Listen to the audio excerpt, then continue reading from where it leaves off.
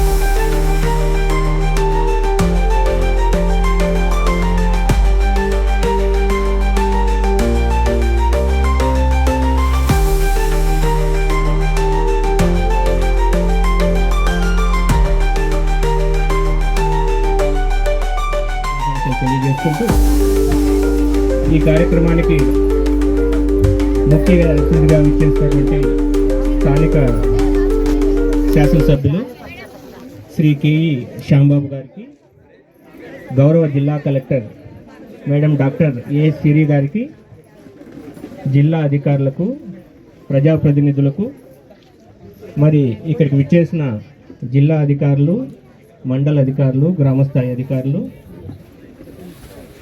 Doctor BR Ambedkar గురుకులం సంబంధించిన ఉపాధ్యాయులు, పిల్లలు, ప్రజలు, స్కూల్ కమిటీ చైర్మన్, పత్రికా విలేకరులకు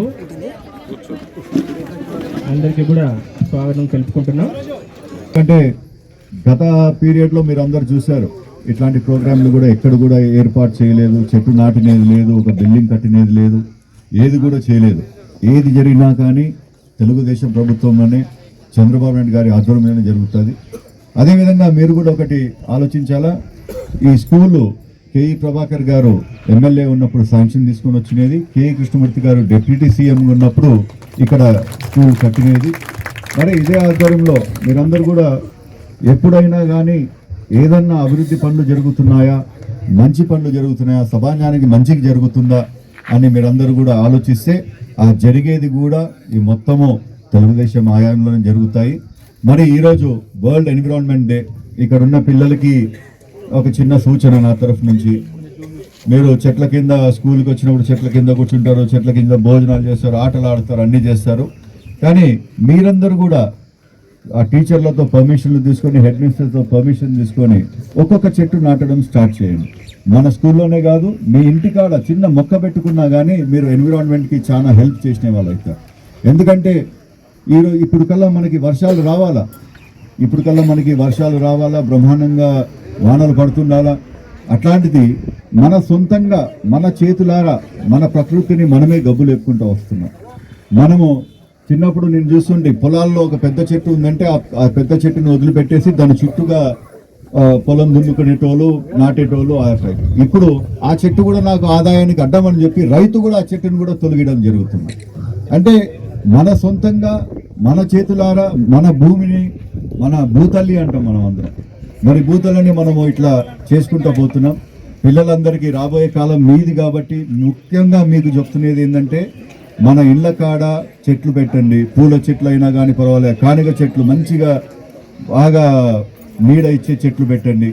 అట్లాంటివన్నీ పెట్టుకుని ఉన్నారా.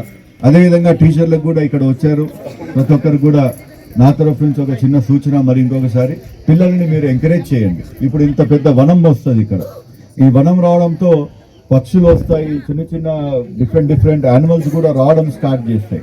ఈ వనాన్ని చూసుకునే బాధ్యత మీ భుజస్కంధాల పైన వేసుకొని అవి బతికేటట్లా ఆలోచన చేసుకొని ముందరు తీసుకోవాలి. Thank you very much.